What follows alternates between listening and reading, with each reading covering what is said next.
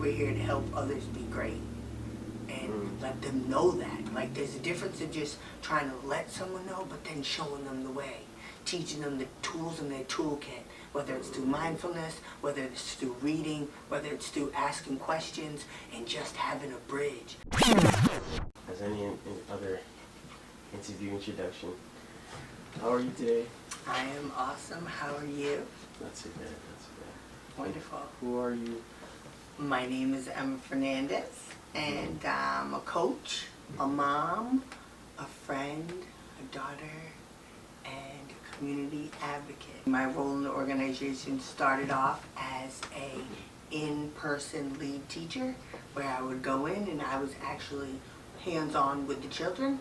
Now I have grown through the company. I want to say this is my 6th year, it might be 7th. Woo! Yes, it goes by fast, you know, for the love of making sure the children have someone to speak on their behalf. Now I will be playing more of a liaison where I will come in and consult and be someone the children get one-on-one time for a 2-hour block versus where it will be someone else in the classroom and I'll come in periodically, because I train everyone on the proper protocol, on what there is, the do's and don'ts of how we interact with children, parents, and the community. So I do have the pleasure of doing that as well. With everything being said, what are you passionate about? I'm passionate about helping others know that they have options in life. And I want to first start obviously with the children, and that's where the role has always been. I was blessed to have a mentor really young in life. My mom was a single mom. We were born and raised on Cape Cod, so our resources were a little less, they were limited, let's just say, on things that we could do. So my mom was very much an advocate in her community, and she had a wonderful village that allowed us to be able to be afforded the things that we may not have had. She always helped out, which then led others to want to help me. So it was a village that helped me go to college as well, because without the field hockey programs allowing me to go on, let's say, a scholarship, and my mom maybe help out in other ways. So ever since I was little, I told myself that I wanted to be that catalyst as well, and make sure that I reach one to teach one, just like someone had done for me. Quick interruption. Yes. College? Yes. What, you have an associate? I'm sorry, a bachelor's, and I went to Michigan State University on a full collegiate scholarship for field hockey. Hey. That's how that brought that all in there, because I had a coach, very little, which was a mentor, which followed me all the way, and I was blessed to get the education paid for. You want to shout out the coach? Yes, Coach Cheryl Poor. I do want to shout out This to time. Coach Cheryl Poor. Thank you in the village and the community of Harwich community. I was born and raised in Harwich, Mass. So Harwich High School is where I graduated from, and then went on to receive a scholarship. Definitely comes around full circle. Yes, it even afforded me an opportunity to try out for the Olympics. Oh, really? I was on the junior Olympic team. I was on the under 21 team. And then I just never made it on the Olympic team. I had tried out in '99, I didn't make it. And about 2017, I decided to try out for the Masters World Cup. Because as an athlete, you can go until 55 and up, 65 and up. And I kept going up the ranks, but I do love coaching, and that's probably been just as satisfying, because it's not just about being there and achieving the goal, it's the journey through it and to get to it. So, the year that you joined Choices for Teens. Yes. What year was that? That was 2000, I think 18, 19 year. I would say 17, 18, because she came in, Miss Tracy Hillman, thank God for her. She literally came into my job right here in Brockton, and I was searching for a place that I could be of service, where I could help out. And she was just talking to me all of a sudden about this amazing program she had just started, and I didn't even know the rest. She handed me a card and I said, I'm in. And so ever since then, I'm still here, and it's been life-changing. So I want to say it's been a culmination of 6 to 7. And through COVID, to going virtually, to not having any opportunity in the classroom, it has truly been a testament of our desire to really want to help the kids, because at the end of the day I didn't care where we were doing that. Some of the times we were just, whoever could show up, we do Google Meet.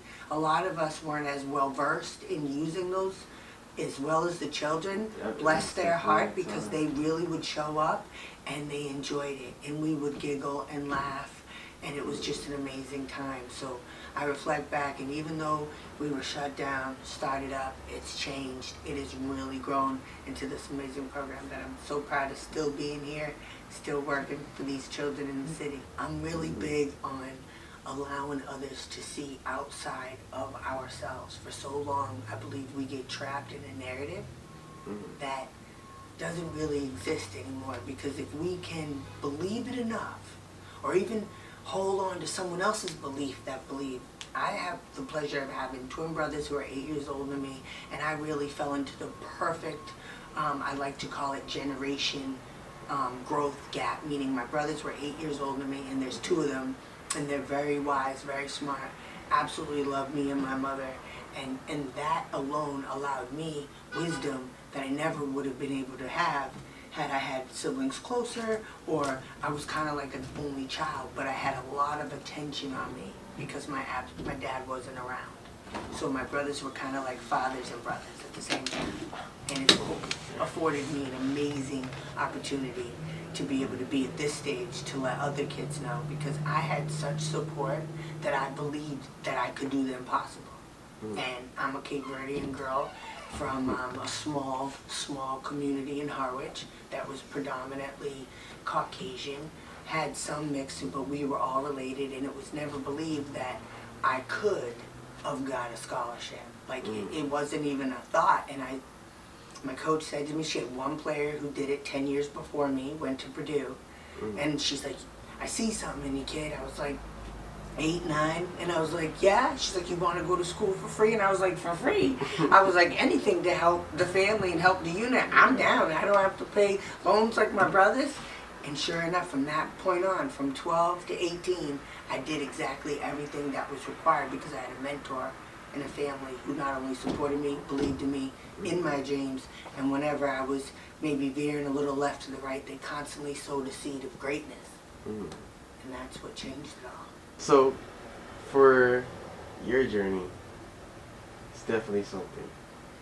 And you've been attached to many other people's journeys. Yeah. Are you still attached to mentees from the past? Yes, actually, I still frequently talk to, I have about 3. Most are just graduating. The ones that I'm still active in their lives right now, they're graduating and going to college. So it's so awesome to see them get scholarships, text me, communicate with me how excited they are, how thankful and grateful they are, and at the time that we had with them, really help them have, like you said, when we said change, thinking of it, they had a transformation in that time we were together. You said. Right. I had said, yeah, evolution. They expanded their mind to believe that they had choices other than just what they saw in Brockton. And they are now going off to college to get more knowledge, and I really couldn't be prouder. If any past mentee would like to reach out to you, would you be open to? Oh, absolutely. All the time. Those are the ones that I actually still had numbers for. After COVID and everything changed, you know how teens are. Oh, yeah. So I would be more than willing and happy and excited to have any mentees who want to reach out to me. I'm always available. I'm a mentor and a friend and a coach for life. I still talk to my mentor today. When I have difficult times, or I just want some advice, or I need a sounding board, I can call her, and the relationship is still the same, and I know that she won't sugarcoat it. She's going to give it to me the way that I need to hear it, because whether it's soft, gentle, however it may be, she'll make me think outside the box in a nice, gentle way, like iron sharpens iron. Nothing, you know, the best part is someone being honest with you. We provide choices. And the funny part is you can only give a message to somebody who's dialed into the radio station. So even if they show up, they might not be tuned in to the radio station. But when they are, and you plant that seed of greatness, you see it for years to come. And sometimes you actually see them doing the same for you. So now you may have one apple, but that apple has 8 seeds, and now you've impacted those 8 seeds and those 8 seeds, because the mentor who, that 1 or 2 or 3 now have impacted their community and their friends and have better relationships. Because at the end of the day, those who plant the trees are doing it not knowing how much shade or comfort they're going to provide for the others. I'm gonna take it even more simpler right now. Okay. What's your favorite animal? My favorite animal? Honestly, I've always been the butterfly. I'm a big metamorphosis type, sunflower type, being pushed down into the dirt. The butterfly, of course, has the chrysalis, and then it has to go through these stages. I was that kid who would have that sunflower and every day ask the teacher, is it there yet? Is it there yet? Is it there yet? They'd be like, 8 to 6 weeks, has to be in the dark. And then when it comes, it's going to be beautiful. But I was a very Do they still do that? child. Yes, absolutely. I would hope they do. I really do. I'm hoping that's not lost, because that taught me a lot. And then with the butterfly, as I learned, it's the same thing. If the butterfly at any point in time is disrupted in its process, if someone tries to help it out, if it gets hurt, it doesn't get enough blood in its wings to fly. So it has to grow through all of the steps, i.e. the sunflowers that come out of the dark, and then it's a massive explosion to burst that seed. So we, in our transformations, going from young adults into adulthood, have to do that same thing. So if we know that there's going to be darkness before the light, we can still have joy in the journey, because we know we have to have a little dirt on us. We have to get dirty. It might hurt a little bit. Our muscles might hurt. But the only way to get to flying and take off and to stay in flight, you have to have the pressure. So that's where my favorite animal would be that. But then my niece introduced me a couple years ago to the honey badger. And let me tell you, the honey badger is by far me and I would say my group of very strong women, and there's a lot of them. But I tell you that right there, the honey badger, he is fearless. He gets the job done. It doesn't matter if he's getting attacked by cobras, bees. He just keeps going. He can run backwards. He can run forwards. He is basically a menace. So I like that as my, what do we call that, inner extra tough. Keep pushing, keep pushing, keep pushing. It's okay if you get burnt up a little bit, if you get stung a little bit. But the butterfly, once you turn in from a caterpillar, you completely change. Final, last question. If I was a new kid getting introduced to the program, let's say I was forced to enter this by my parental figures, is there any prerequisites needed to be a mentee?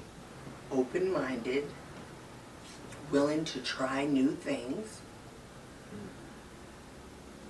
and non-judgmental of others and yourself. In the group, we have a lot of different individuals from all walks of life, from all different situations.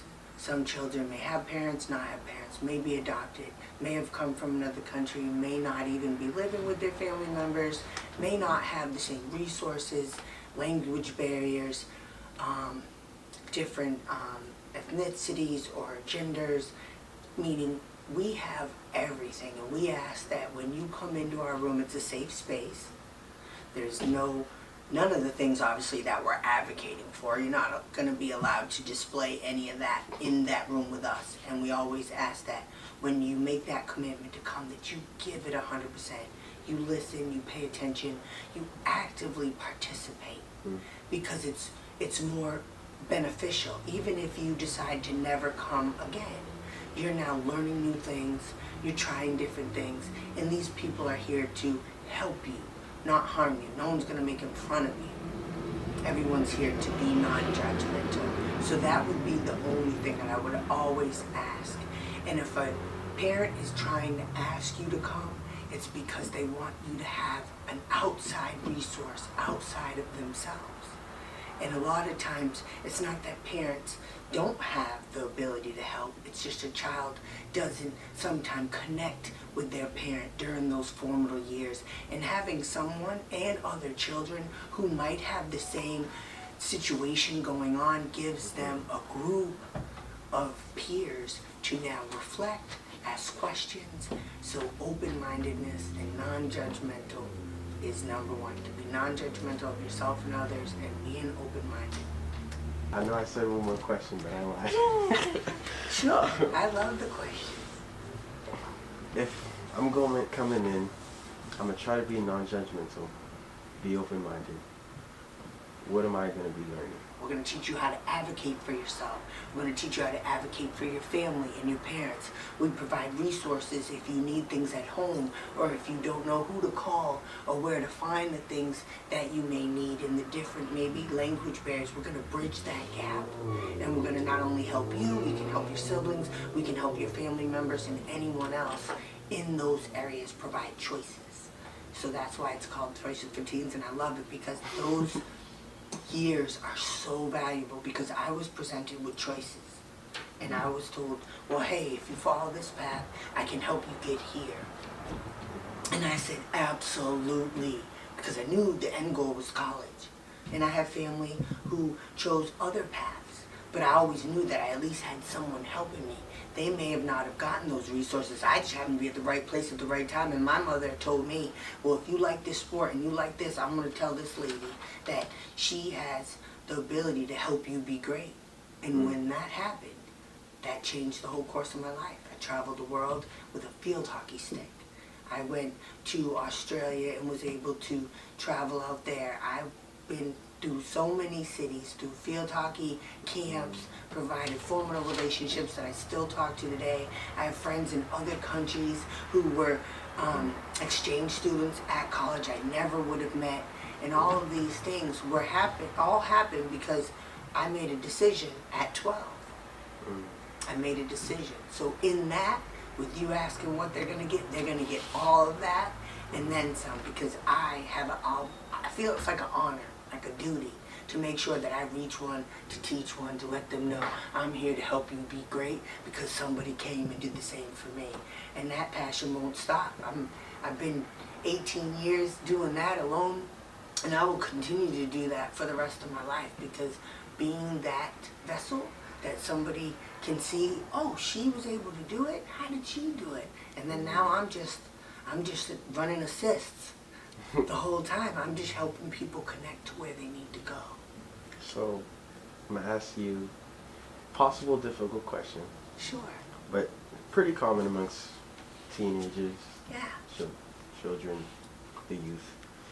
What if I don't want to do college? No, and the funny part is that's okay.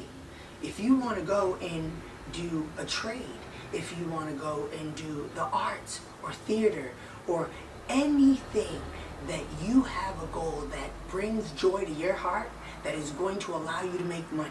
First, we're going to figure out, we're going to do dream boards. We do times and things where we help you figure out, because once you know what you want, everything else falls in line. But if you don't know what you want, then you kind of just keep going through the motions. But if you can find something that you love to do, might happen to be field hockey. So I was able to take that all around the world, and I'm still coaching and impacting children today, which then led me here to Choices for Teens. But that was my passion. I love it, and I still love it today. The girls probably don't like it as much when I'm going all excited at 6:30 in the morning, and they're like, oh my gosh. Girls 14 to 18, 6:30 on a summer morning is not the funnest thing to do. Absolutely. But once you're in it, I was never a and morning you're person. used to it, right? But I would suggest to them, you find out what your passion is, and then you go. Because today's world, anything that you give 100% to, you can profit off of. As long as you can find a way. If you want to be a plumber, you can own the plumbing company. If you want to do electrician, you can own it. You start off and you work your way up, but the idea is to have an end goal where you can take care of your family and afford vacations and lifestyle that you choose. That's the end goal. So it doesn't matter what you want to do, whether it's college, trade, cosmetology, teaching, coaching, being a mentor, motivational speaker, all of that is all-encompassing at Choices for Teens. Stamp it. Boom. Any final words? No, I thank you for this opportunity and the platform. Mm. Like I said, I think it's been a long time coming in the sense where that our organization will get to this level where now we can reach more. Because I believe Choices for Teens should not just be here in Brockton, and it should actually be a program that could be worldwide or even in other countries in different languages. Because the idea is that if you can get the children before they have to make that hard decision, because sometimes one bad choice changes the course of your life. You could have gotten in the car with someone who wasn't making good choices. You could have decided to take something that you didn't know that a friend may have had or didn't know. The idea is to get to the information and allow them the tools in the toolkit so they get to make an informed decision before anything can happen. Because when you can create your life, you can have anything you want. You don't have any other person creating it for you. The tough pressures of life. It is. For this age, and I'd actually say all the way up to 25, because we do know that the brain doesn't completely come out of that fight or flight until really 25. You finally get in your groove of actually knowing who you are, what you want, how bad you want it, and then you don't make those impulse decisions. But usually about after 21, that whole I'm 21 gets over and you finally realize, like, I made it, I'm finally 21. You start to shift in what you value, who you want, the type of friends you want in your life, the type of atmosphere you want to work in. Is it going to be helping people? Are you behind the desk? Are you in person? You know, those all happen from 12 to 25. Well, there. Thank you once again. Thank you. I appreciate you. Just a quick test. Can you just say hi, Choices for Teens? Hi, Choices for Teens.